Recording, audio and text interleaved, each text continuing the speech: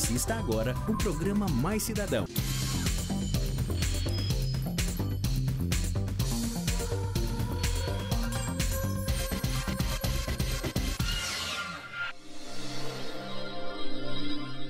Olá, amigos e amigas do nosso programa Mais Cidadão. Para mim e para a Silvia Coelho é uma grande alegria e satisfação esse nosso encontro semanal, todos os sábados, trazendo atrações para você e toda a sua família. E é claro, não poderíamos deixar de agradecer pela sua valiosa participação que ajuda a nossa audiência a crescer cada dia mais. A você, portanto, o nosso muito obrigado e o convite para estar conosco daqui para frente. Pessoal, hoje nós vamos falar sobre um assunto que é um verdadeiro desafio na vida das pessoas. Como cuidar da saúde das crianças em um mundo cada vez mais agitado, corrido e com alimentação inadequada. De acordo com a Associação Brasileira para o Estudo da Obesidade e da Síndrome Metabólica, a chamada ABESO, a obesidade infantil é hoje uma das doenças mais comuns enfrentadas por endocrinologistas e pediatras. A prática de atividades físicas para as crianças desde os primeiros anos de idade contribui para uma vida mais saudável, ajuda a fortalecer a massa óssea e muscular, contribui para o aperfeiçoamento e aquisição de habilidades motoras, além de melhorar o sistema cardiocirculatório. Porém, existem exercícios específicos para cada faixa etária que auxiliam no processo natural de evolução e que devem ser, por isso, respeitadas. Para falar sobre esse assunto, o programa Mais Cidadão recebe esta semana o presidente do Departamento Ambulatorial da Sociedade de Pediatria do Estado de São Paulo e brasileiro, o Dr. Tadeu Fernandes. Para ele, é muito importante que os pais insiram no dia a dia de seus filhos a atividade física, sempre respeitando os limites e evitando exageros. Aí tem uma parte muito gostosa do nosso programa. No quadro Sabor Cidadão, comandado pela nossa apresentadora e chefe Silvia Coelho, uma receita típica da cozinha mineira, arroz com frango caipira, muito bem temperado, um sabor espetacular.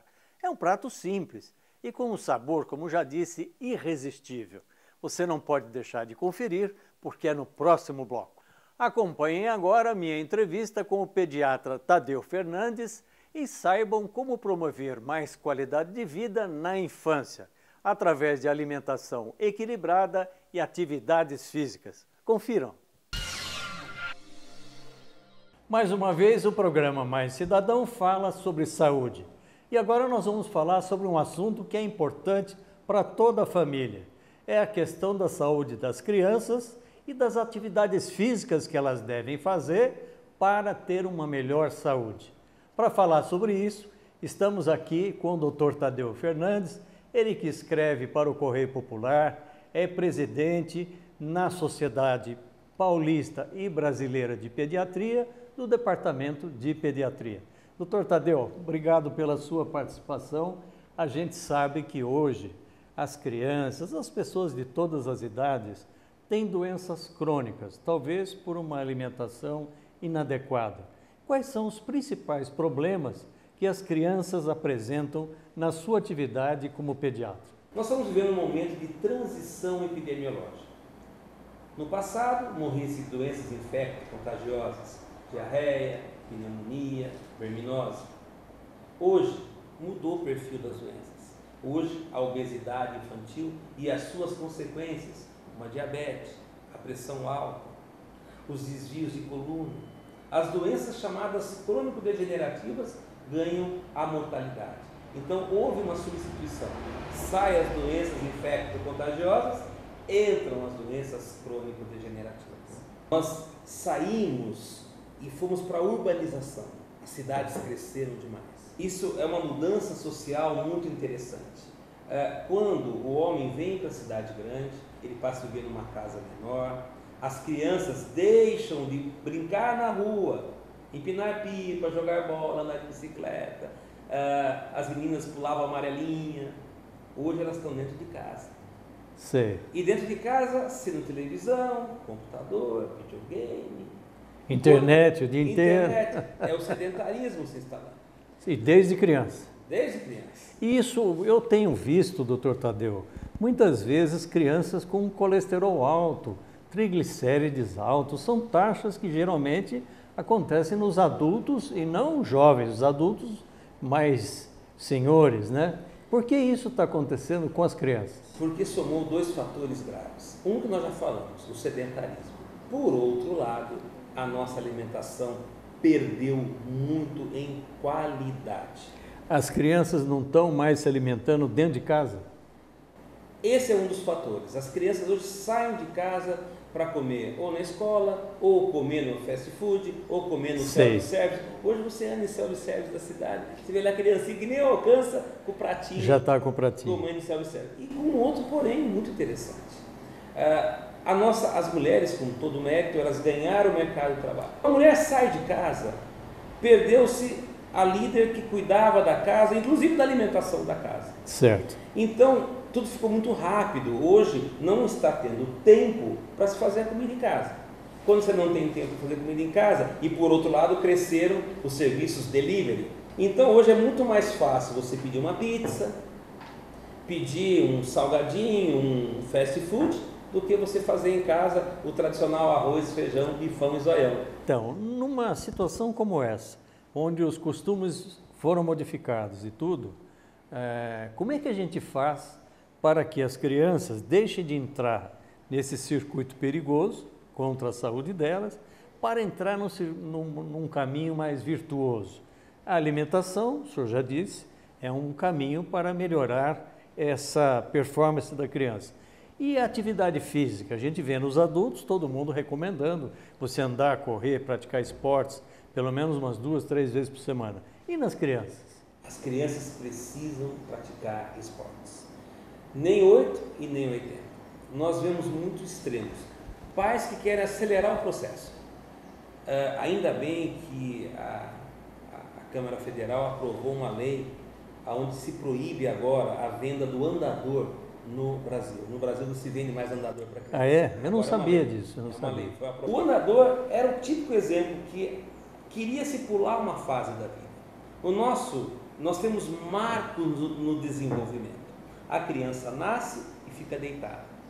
Depois o sistema nervoso vai desenvolvendo, ela aprende a sentar com apoio. Uhum. Depois vai se desenvolvendo e aprende a sentar sem apoio. Depois ela vai aprender a ficar de 4 e vai começar a engatinhar e vai desenvolver os giros do equilíbrio. Vai desenvolver um órgão chamado cerebelo que te dá equilíbrio. E daí ela vai aprender a ficar sobre 2 pés. Ela vai aprender a andar. Tudo obedecendo uma sequência. O exemplo que eu dei do andador pulava a fase do engatinhar, pulava a fase do equilíbrio. Tem pais que estão querendo colocar as crianças para atividades competitivas e tal, ou muitas atividades. Qual é o equilíbrio adequado, a partir de que idade? O que o senhor recomendaria para os pais e avós que estão nos assistindo aqui no programa Mais Cidadão? Temos os marcos de desenvolvimento. Então, qual é a grande dica? Como nós falamos, com 6 meses de idade, a criança fica na posição de engatinhar. É o horário ideal para você colocar a criança numa natação.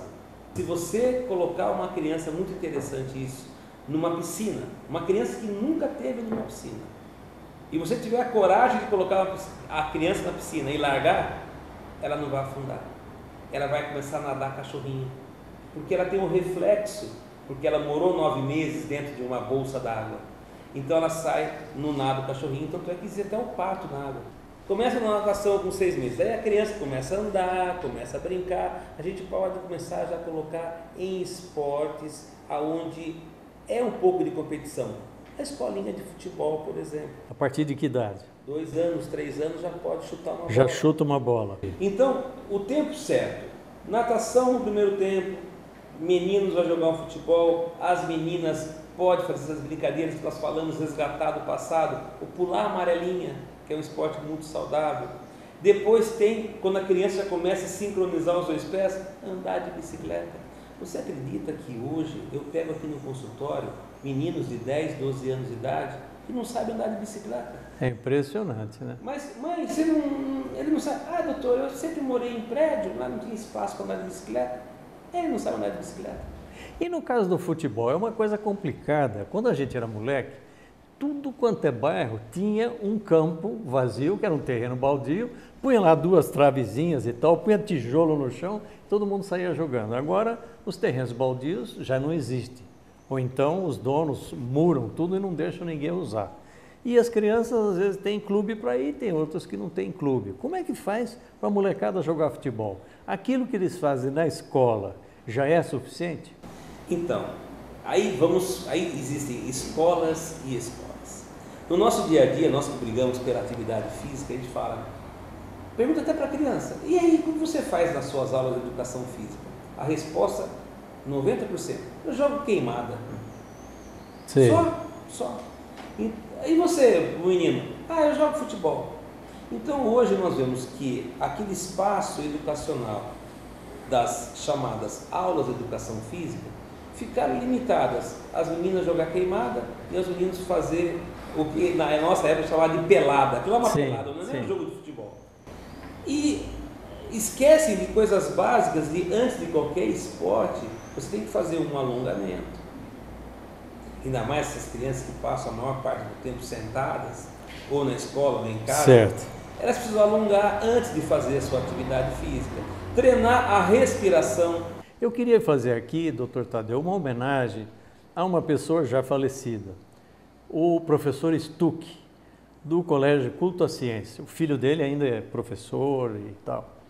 E a gente tinha aulas com ele no Culto à Ciência. Primeiro, você tinha que pagar o mico, que era fazer ginástica, quer dizer, fortalecer a musculatura, fazer abdominal, fazer todo tipo de exercício. Só depois você ia para o campo jogar bola, porque a gente adorava isso. Ele punha no atletismo, ele punha no levantamento de pequenos pesos, fazia uma coisa conjugada e balanceada, de modo que você se sentia bem. Então, na escola, você já tinha, vamos dizer assim, 2 vezes por semana, pelo menos, aquela atividade. Quem tinha clube depois ia e complementava, e quem não tinha, pelo menos, tinha o professor Stuck como um grande aliado nesse processo da formação física das crianças. Como é que essa questão da atividade física ajuda o fortalecimento da mente também para aprender, mexer com o computador e tudo mais? Isso já está bem documentado e bem provado.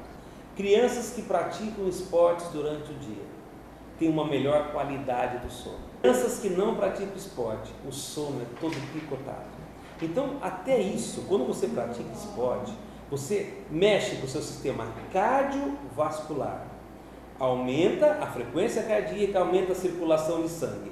Vai mais sangue, vai mais oxigênio, vai mais alimento para todas as células do seu corpo. Quando você pratica esporte, mexe no sistema cardiorrespiratório. Você respira mais, você introduz mais oxigênio no seu corpo. Quando você pratica esporte, você aumenta como um todo a circulação, inclusive a circulação cerebral. Em relação hoje ao uso da internet, da computação, dos joguinhos, etc.